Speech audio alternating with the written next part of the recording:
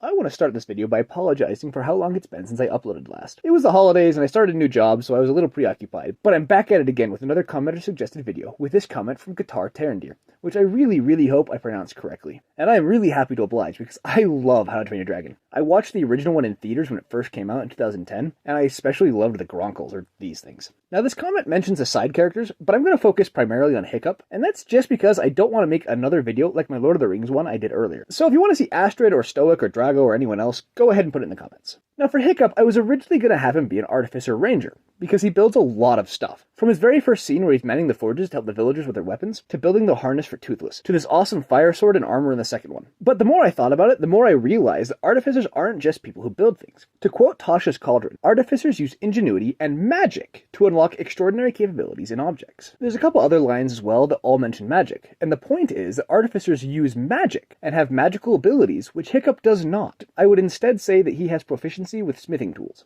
Now, I have done characters whose only qualifier for the Artificer class was that they were engineers, but we're not going to worry about those because I have stubborn pride and I refuse to admit that I'm wrong. Getting back to Hiccup, I would argue for him being the Ranger class, specifically the Beastmaster Ranger. Most of this is coming from Ranger's expertise and understanding of the wilderness, with Hiccup being a prolific traveler and being the first of his village to really understand dragons. The favorite enemy trait would work really well, with Hiccups being dragons, and the book says this about favorite enemies. You have significant experience studying, tracking, and even talking to a certain type of enemy. And Hiccup spent the entirety of the first movie studying and talking to dragons. Astrid? Toothless. Toothless? Astrid.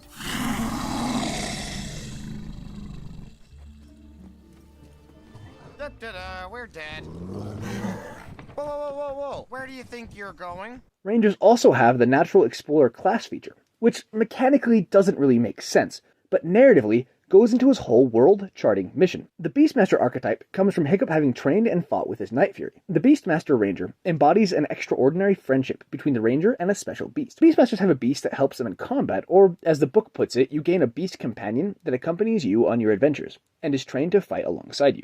Now, there are some stipulations in the book, such as the beast being no larger than medium, and having a challenge rating of 1/4 or lower. But I'm thinking of this as if Hiccup was in a D&D campaign in his world, and not bringing Hiccup into the world of D&D, which is how all of my videos work. So who's to say that Night Furies don't have a challenge rating of 1/4? Just for fun though, I'm going to take a look at Dragon's challenge ratings.